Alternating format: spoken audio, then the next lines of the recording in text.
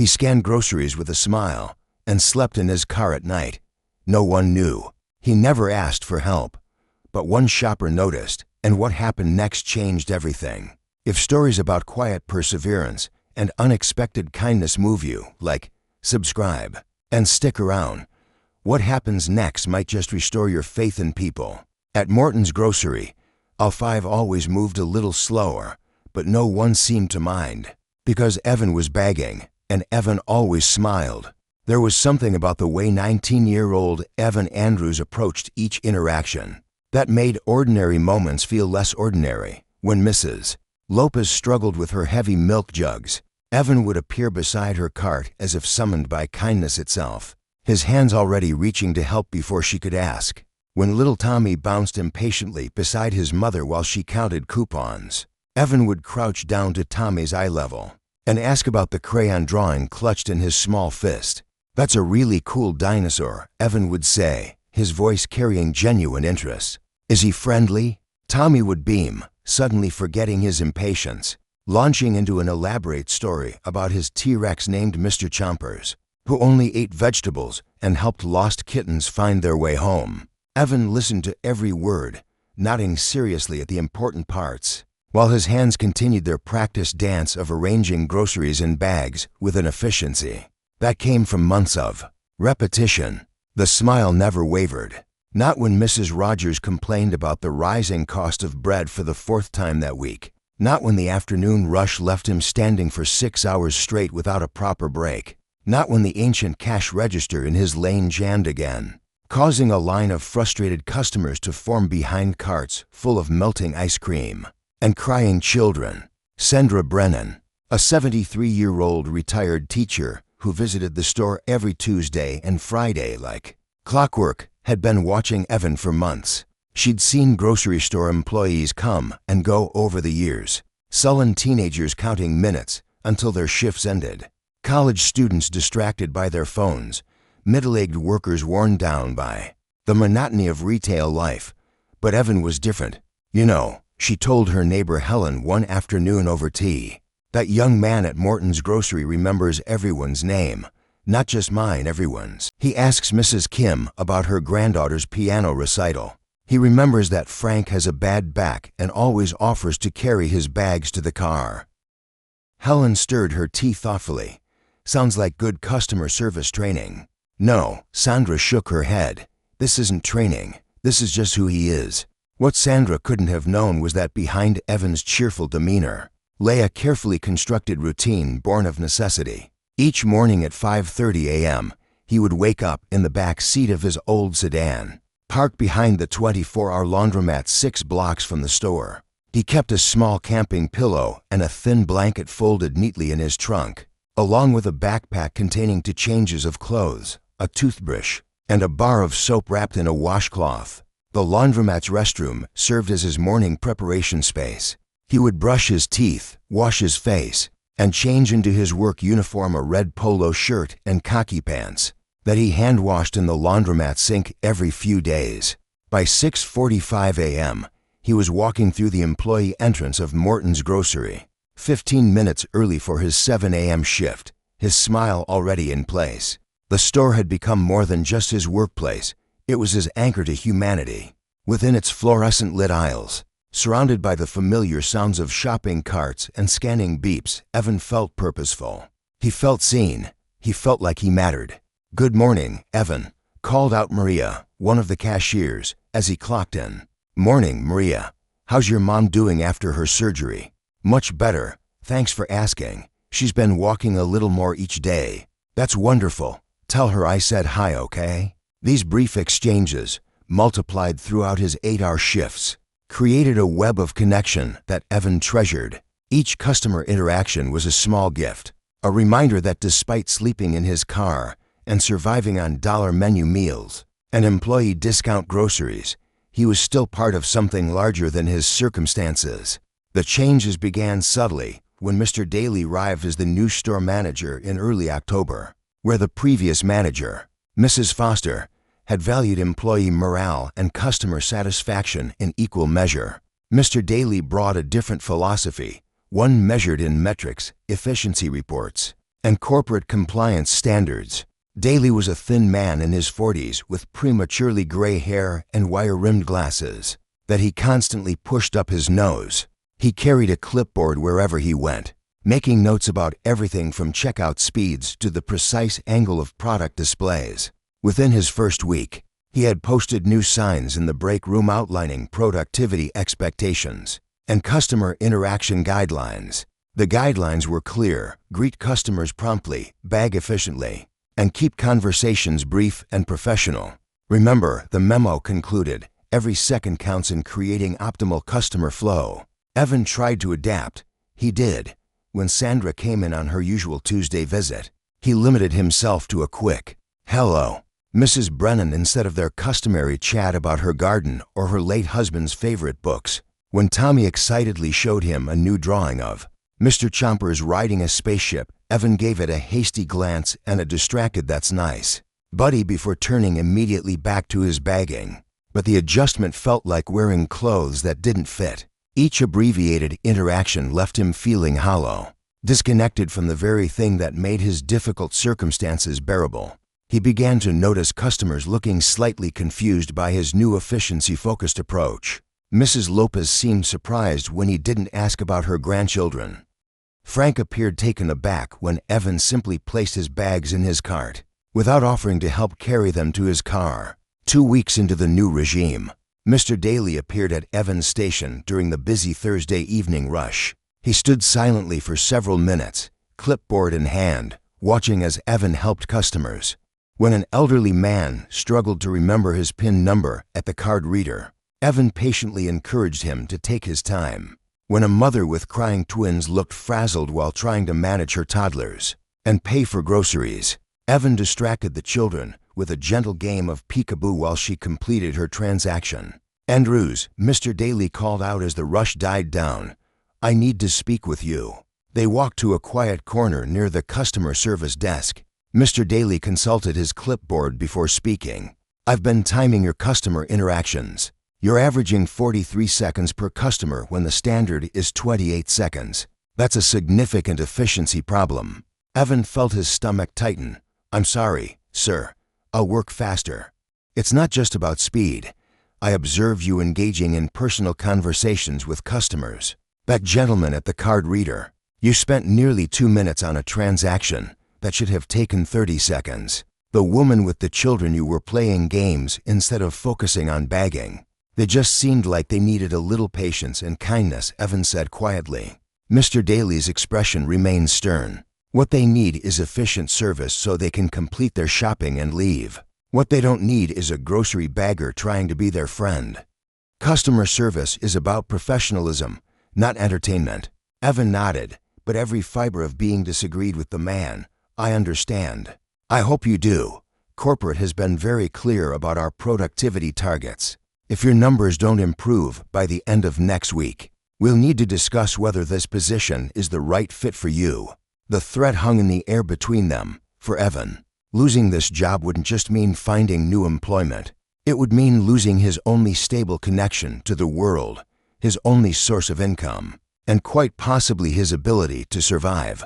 On the streets of a city that had little patience for young people with nowhere to go. Over the following days, Evan forced himself to comply with Mr. Daly's expectations. He bagged quickly and silently, offered minimal eye contact, and kept his interactions to the bare necessities. The smile remained on his face, but it began to feel like a mask rather than a natural expression.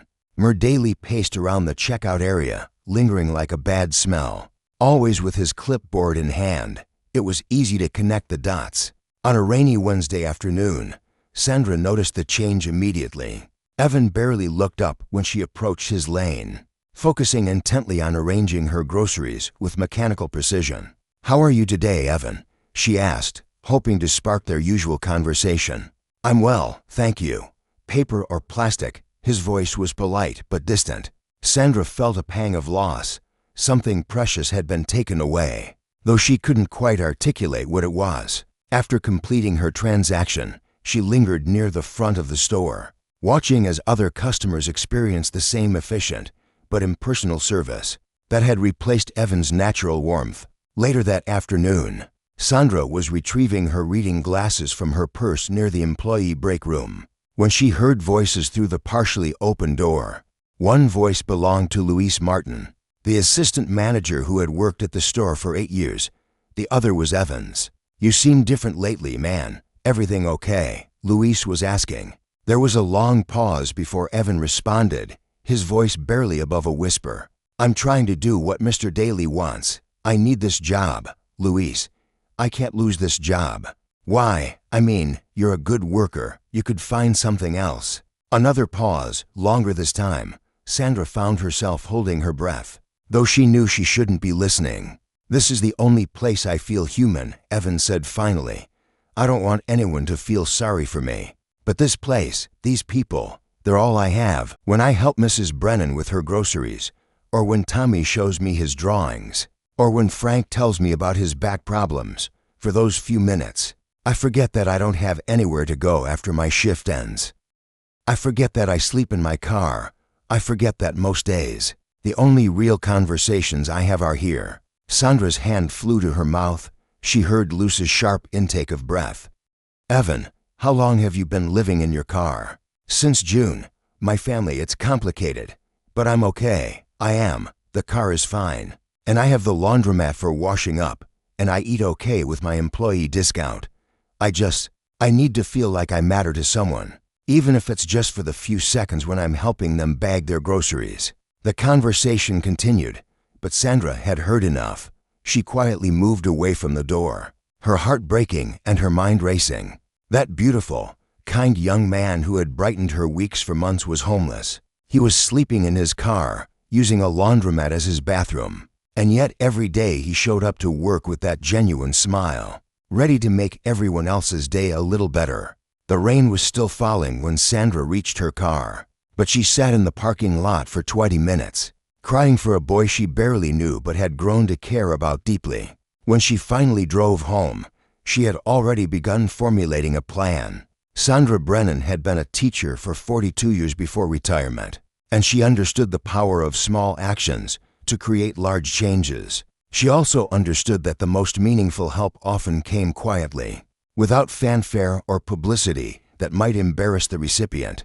The next morning, she arrived at Morton's grocery 30 minutes before her usual shopping time and made her way to the employee break room. She had written a note on cream-colored stationery, the kind she used for important correspondence. The note was simple: "To the staff of Morton's Grocery, you work alongside someone special. Evan Andrews doesn't just bag groceries. He reminds us that kindness still exists in the world. Every day, he makes customers feel seen, valued, and cared for. He remembers our names, our stories, our struggles. He turns ordinary errands into small moments of human connection. I wanted you to know how much that means, and I hope you'll help me make sure he knows too. Sandra Brennan."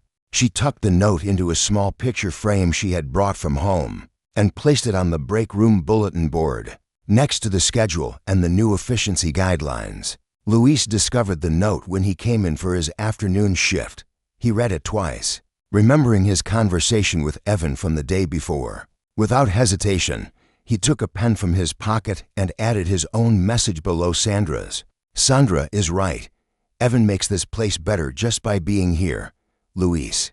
By the next day, Maria had added, "Evan helped my mom feel welcome when English was hard for her.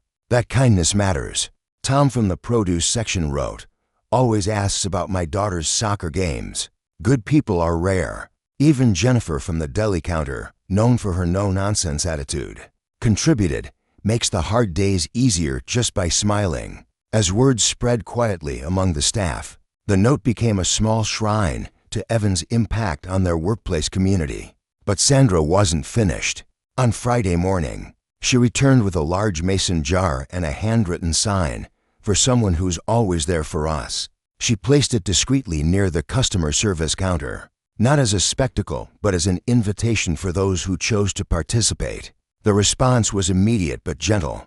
Mrs. Lopez dropped in a $5 bill with a note, "For the young man who always helps with my milk." Frank from the hardware store contributed $20 and told the cashier, "That kid always offers to carry my bags. Time someone carried something for him." Tommy approached the jar with his mother, clutching a dollar bill in his small fist. "Is this for Evan?" he asked loudly enough for several customers to hear. "He always likes my drawings." "Yes, sweetie," his mother replied. "We want to help Evan because he's always so nice to us." Word began to spread in the organic way that good news travels in small communities, not through social media campaigns or organized drives, but through conversations between neighbors, mentions at coffee shops, and the natural human instinct to support kindness when it's recognized. Mrs. Rogers, who had complained about bread prices for years, surprised everyone by contributing $10 and telling anyone who would listen. "That boy never makes me feel like a burden, even when I'm being difficult." The jar filled slowly but steadily. Along with money came handwritten notes, children's drawings, and small tokens of appreciation.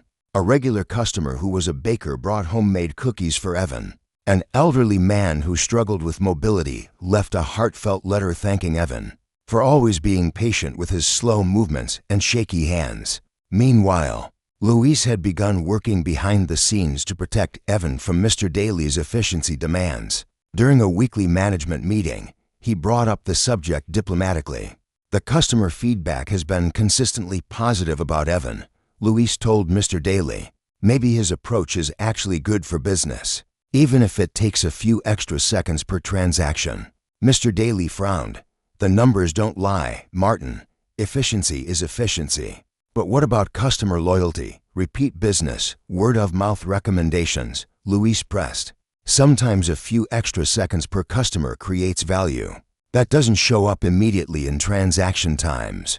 Mr. Daly remained unconvinced, but Luis had planted a seed.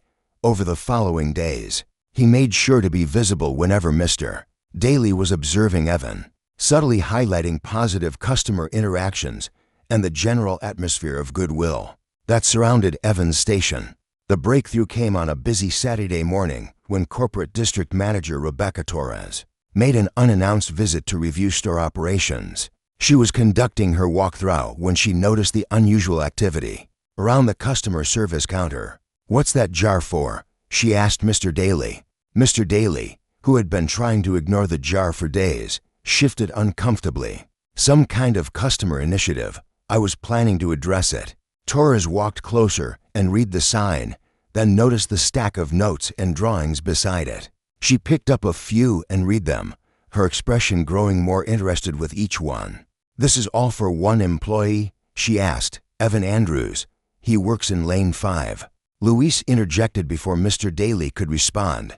"He's been here about 8 months. Customers really respond to him." Torres spent the next 20 minutes observing Evan's interactions with customers.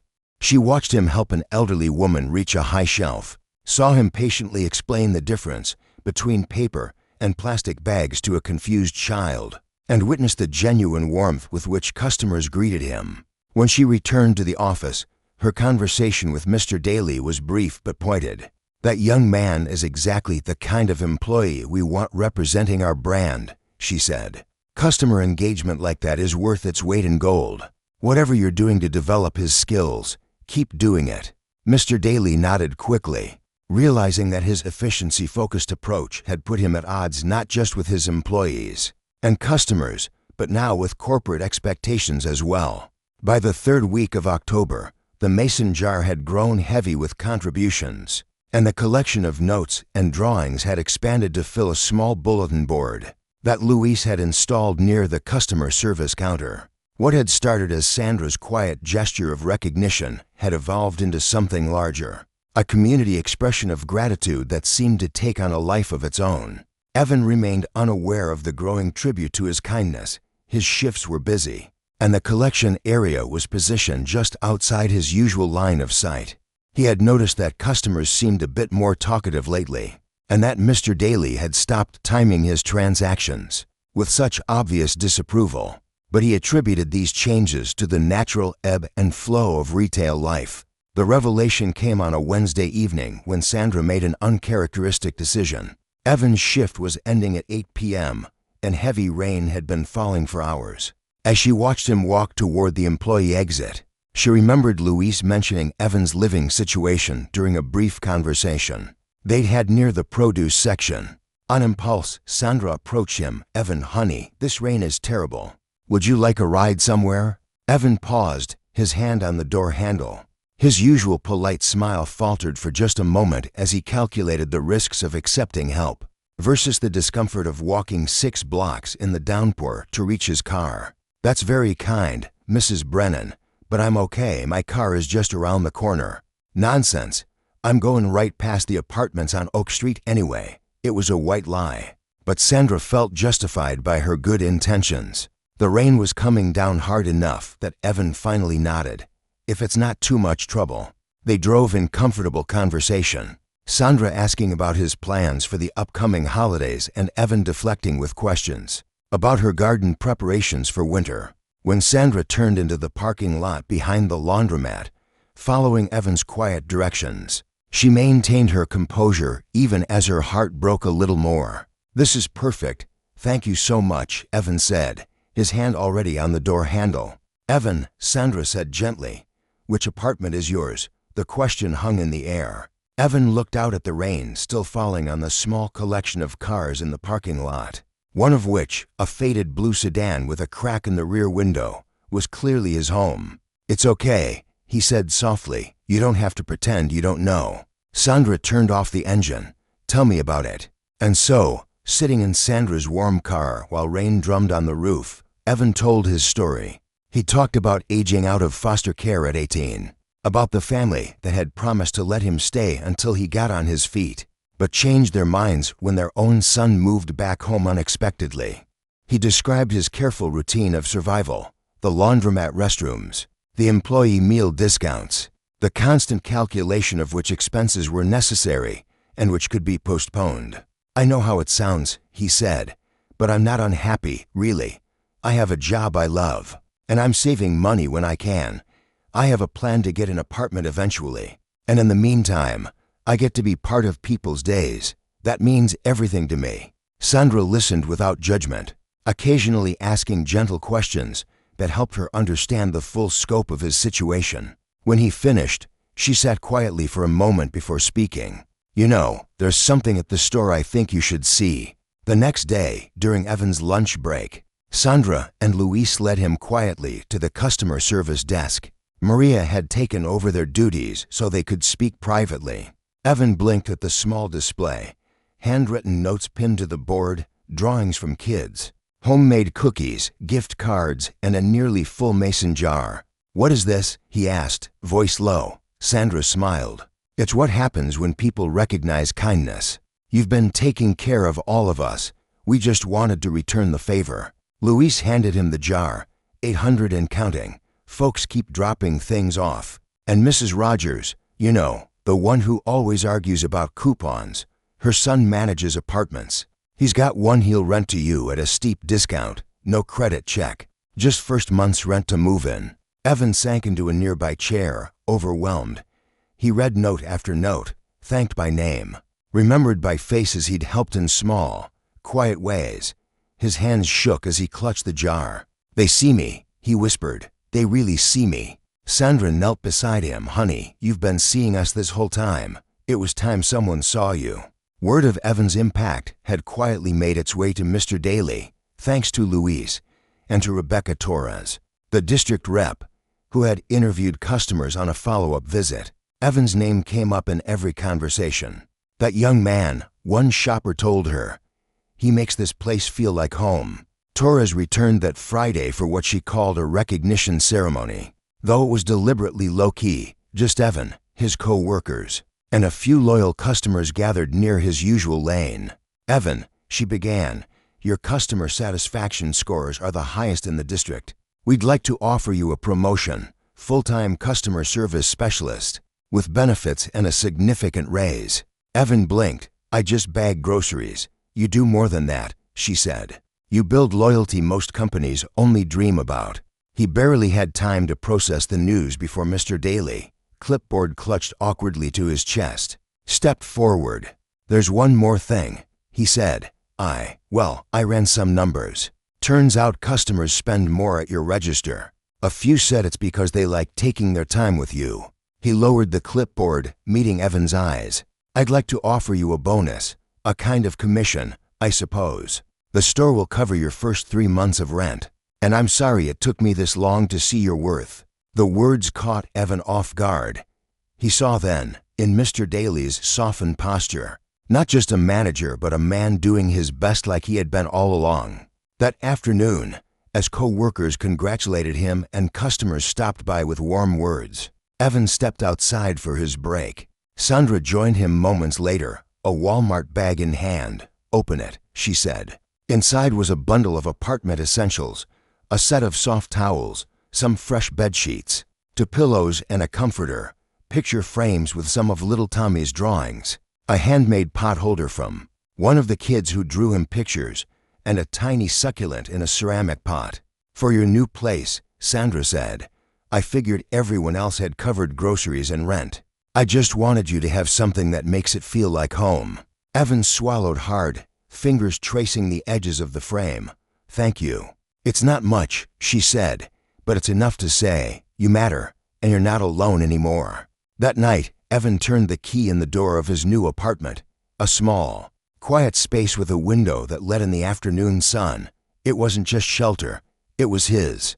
There was a place to sit, a stove to cook on, a real bed. On the counter sat the little plant from Sandra's gift bag, catching the last golden light of day. For the first time in years, Evan felt still, safe, chosen. 3 weeks later, as he stepped out of Morton's grocery after a late shift, the crisp air nipped at his collar. He paused by the employee door, glancing back through the windows, Maria cleaning her register, Luis checking produce, a kid laughing in aisle 3. Tomorrow, he'd come back not because he had to, but because he wanted to, because this was his community, his choice.